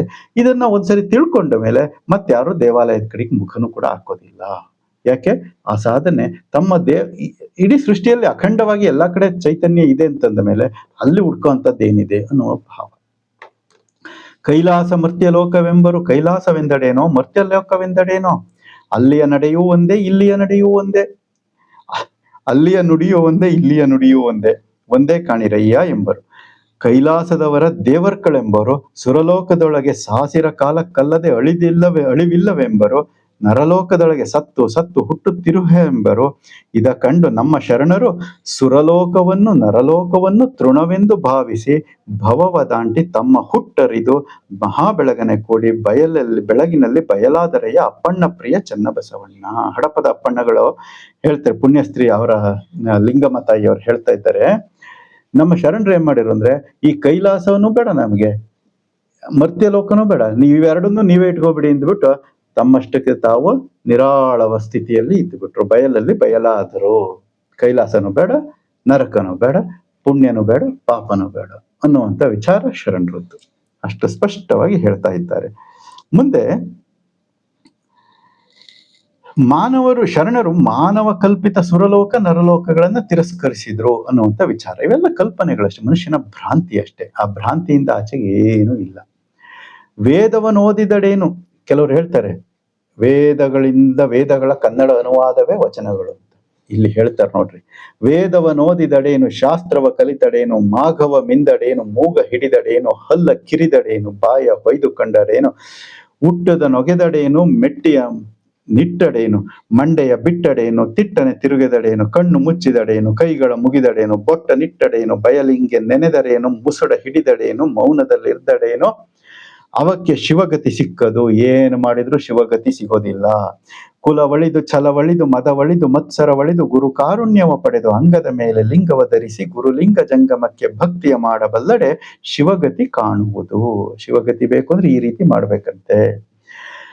ಶಿವಭಕ್ತನಾಗಿ ಸತ್ಯ ಸದಾಚಾರ ಶಿವಭಕ್ತಿ ಬಿಡಿದ ನಡೆಯಬಲ್ಲಡೆ ಕೈಲಾಸದ ಬಟ್ಟೆ ಬೇರಿಲ್ಲವೆಂದ ಕಲಿದೇವಯ್ಯ. ಮಡಿವಾಳೆ ಮಾಚಿದೇವರು ಈ ರೀತಿಯಾಗಿ ನಮಗೆ ಯಾವ್ದು ಬೇಕಡ ಯಾವ್ದು ಬೇಕು ಅಂತ ಹೇಳಿದ್ದಾರೆ. ವೇದ ಶಾಸ್ತ್ರ ಪುರಾಣ ಆಗಮ ಇವೆಲ್ಲವನ್ನು ತೆಗೆದುಹಾಕ್ಬಿಟ್ಟು ಮುಂದೆ ಹೇಳ್ತಾರೆ, ಗುರು ಕಾರುಣ್ಯ ಪಡೆದು ಅಂಗದ ಮೇಲೆ ಲಿಂಗವ ಧರಿಸಿದ್ರೆ ಆ ರೀತಿ ನಡ್ಕೊಂಡ್ರೆ ನಿನಗೆಲ್ಲ ಇಲ್ಲೇ ಸಿಕ್ಬಿಡುತ್ತೆ ಅಂತ ಹೇಳ್ತಾ ಇದ್ದಾರೆ ಮಡಿವಾಳ ಮಾಚಿ ತಂದೆ. ಹಾಗೆ ಹೇಳ್ತಾ, ಭಕ್ತಿ ಎಂಬ ಪಿತ್ತ ತಲೆಗೇರಿ ಕೈಲಾಸದ ಬಟ್ಟೆಯ ಹತ್ತುವ ವ್ಯರ್ಥರ ಕಂಡು ಎನ್ನ ಮನ ನಾಚಿತ್ತು ಅಂತ ಹೇಳ್ತಾರೆ. ಕೈಲಾಸವೆಂಬುದೇನೋ ಪೃಥ್ವಿಯ ಮೇಲೊಂದು ಮರಡಿ, ಆ ಪೃಥ್ವಿಗೆ ಲಯ ಉಂಟು, ಆ ಮರಡಿಗೆಯೂ ಲಯ ಉಂಟು, ಅಲ್ಲಿರ್ಪ ಗಂಗೆ ವಾಳುಕ ಸಮರುದ್ರರು ಎಲ್ಲರಿಗೂ ಲಯ ಉಂಟು. ಇದು ಕಾರಣ ಬಟ್ಟ ಬಯಲು ತುಟ್ಟ ತುದಿಯ ಮೆಟ್ಟಿನಿಂದ ಕೂಡಲ ಸಂಗ ನಿಮ್ಮ ಶರಣ. ಬಸವಣ್ಣವ್ರ ವಚನ ಹೇಳ್ತಾ ಇದ್ದಾರೆ. ಭಕ್ತಿ ಎಂಬ ಪಿತ್ತ ತಲೆಗೇರಿ ಅಜ್ಞಾನ ಮುಂದಾಗಿ, ಅಜ್ಞಾನ ಹೆಚ್ಚಾಗಿ ಕಾಡಿ ಶಿವನನ್ನ ಕಾಣಲು ಹಿಮಾಲಯದ ಪರ್ವತವನ್ನೇ ಹುಡುಕಿ ಹೋಗುವುದು ವ್ಯರ್ಥ ಅಂತ ಹೇಳ್ತಾ ಇದ್ದಾರೆ ಗುರುಬಸವಣ್ಣವರು. ಯಾಕೆ ಅಂದ್ರೆ ಆ ಪರ್ವತಕ್ಕೂ ಕೂಡ ಅಳಿವಿದೆ. ಅಳಿವಿರುವುದು ಪವಿತ್ರ ಕ್ಷೇತ್ರವೆಂದು ಹೇಗೆ ಹೇಳಲು ಸಾಧ್ಯ? ಪರ್ವತವೂ ಕೂಡ ಅಳಿದು ಹೋಗುತ್ತೆ ಒಂದಿನ, ಅಂಥದ್ದು ಪವಿತ್ರ ಹೇಗಾಗಿ ಸಾಧ್ಯ?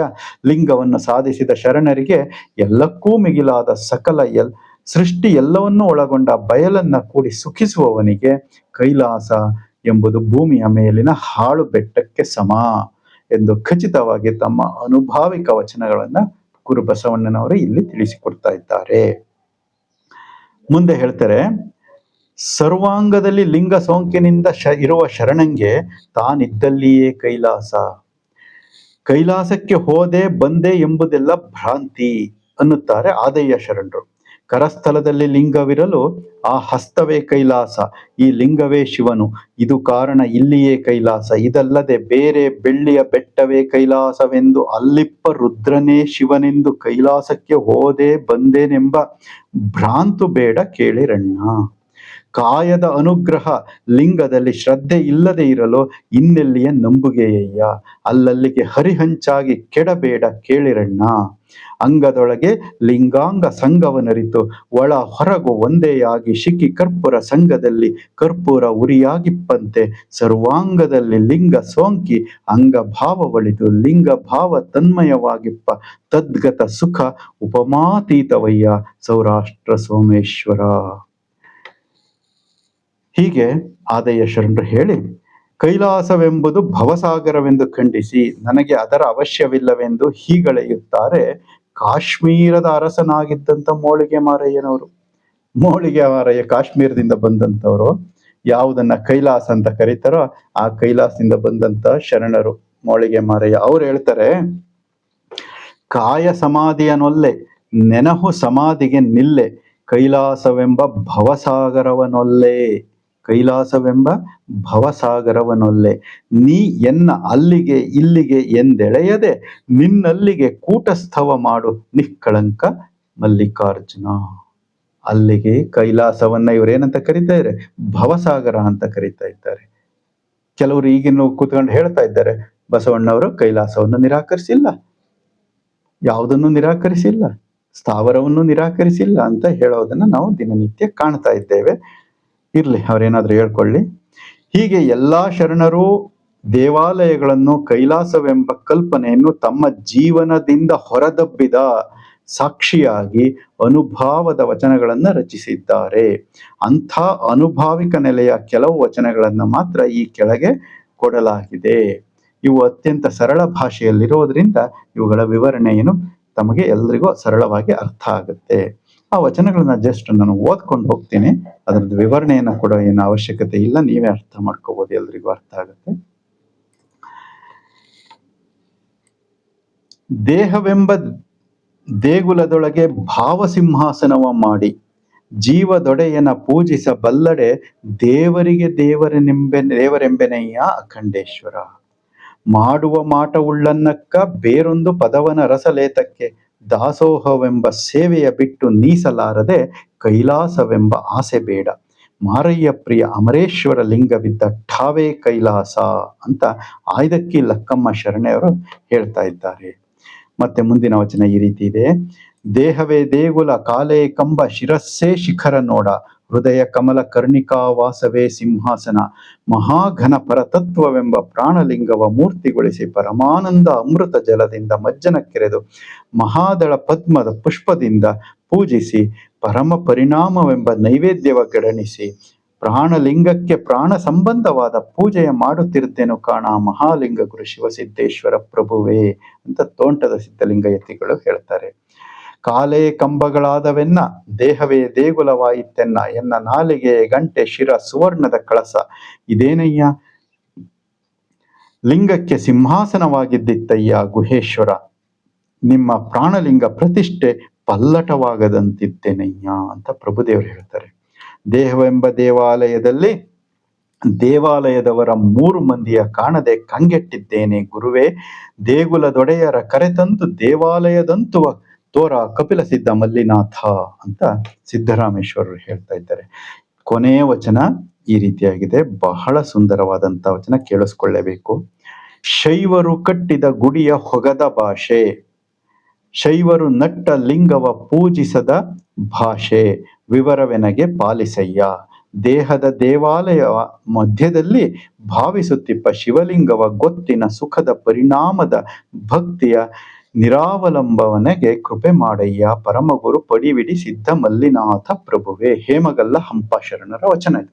ಹೇಳ್ತಾರೆ, ಶೈವರು ಕಟ್ಟಿದ ಗುಡಿಯ ಹೊಗದ ಭಾಷೆ ಅಂದ್ರೆ ಗುಡಿಯ ಯಾರು ಕಟ್ಟಿದರೆ ಶೈವರು, ಆ ಶೈವರೇ ಕಟ್ಲಿ ವೈಷ್ಣವರೇ ಕಟ್ಲಿ ಯಾರೇ ಕಟ್ಲಿ, ಒಟ್ಟು ಗುಡಿಯ ಹೊಗದ ಭಾಷೆ, ಗುಡಿಗೆ ನಾವು ಹೋಗೋದಿಲ್ಲ ಅಂತ ಹೇಳ್ತಾ ಇದ್ದಾರೆ ಅವರು.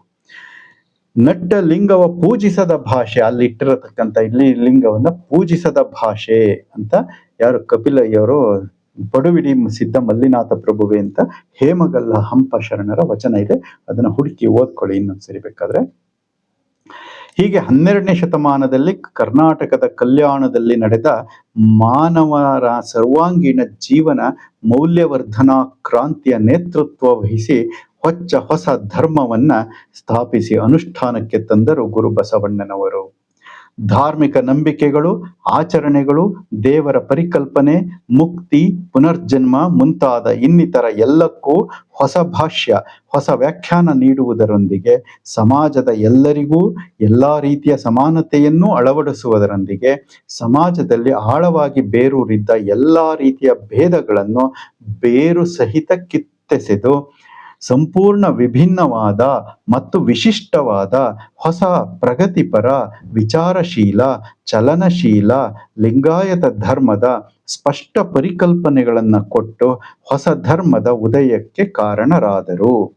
ಹೆಚ್ಚಾಗಿ ತಳ ಸಮುದಾಯದಿಂದ, ಶೋಷಿತ ವರ್ಗಗಳಿಂದ ಹಾಗೂ ಇತರ ಉನ್ನತ ವರ್ಗಗಳಿಂದ ಅಸಂಖ್ಯಾತ ಜನರು ಗುರು ಬಸವಣ್ಣನವರ ನೇತೃತ್ವದ ಹೊಸ ಲಿಂಗಾಯತ ಧರ್ಮವನ್ನು ಇಷ್ಟಲಿಂಗ ದೀಕ್ಷೆ ಪಡೆಯುವ ಮೂಲಕ ಲಿಂಗಾಯತ ಧರ್ಮೀಯರಾಗಿ ಶರಣರಾದರು. ಈ ಎಲ್ಲ ಶರಣರು ಸಾಧನೆಯಿಂದ, ಆಚರಣೆಗಳಿಂದ ತಮ್ಮ ದೇಹವನ್ನೇ ದೇವಾಲಯವನ್ನಾಗಿ ಮಾಡಿಕೊಳ್ಳುವ ಮೂಲಕ ಯಾವ ದೇಗುಲಗಳು ಅವರನ್ನು ಅಸ್ಪೃಶ್ಯರೆಂದು, ಕೀಳು ಕುಲದವರೆಂದು ಹೊರಗಿಟ್ಟಿದ್ದವೋ ಆ ದೇಗುಲಗಳನ್ನೇ ಅವರು ಬಹಿಷ್ಕರಿಸಿ ಹೊರದಬ್ಬಿದರು. ಜಗತ್ತಿನ ಎಲ್ಲ ಮಾನವರ ಸರ್ವಾಂಗೀಣ ಅಭಿವೃದ್ಧಿಗಾಗಿ ತಮ್ಮ ಇಡೀ ಜೀವನವನ್ನು ಶ್ರೀಗಂಧದಂತೆ ಸವೆಸಿದ ಗುರು ಬಸವಣ್ಣನವರು ಮತ್ತೆ 770 ಶರಣರ ತ್ಯಾಗ, ಬಲಿದಾನ ಮತ್ತೆ ಪರಿಶ್ರಮಗಳನ್ನು ಗೌರವಿಸಿ ನಮ್ಮ ಜೀವನದಲ್ಲಿ ಅಳವಡಿಸಿಕೊಳ್ಳುವುದು ಜಗತ್ತಿನಲ್ಲೇ ಅತ್ಯಂತ ಪ್ರಗತಿಪರ ಲಿಂಗಾಯತ ಧರ್ಮದ ವಾರಸುದಾರರಾದ ಭಾರತೀಯರೆಲ್ಲರ ಆದ್ಯ ಕರ್ತವ್ಯವೆಂದು ಭಾವಿಸಿದ್ದೇನೆ. ವೀಕ್ಷಿಸಿದ್ದಕ್ಕೆ ಧನ್ಯವಾದಗಳು. ಶರಣು ಶರಣಾರ್ಥಿ.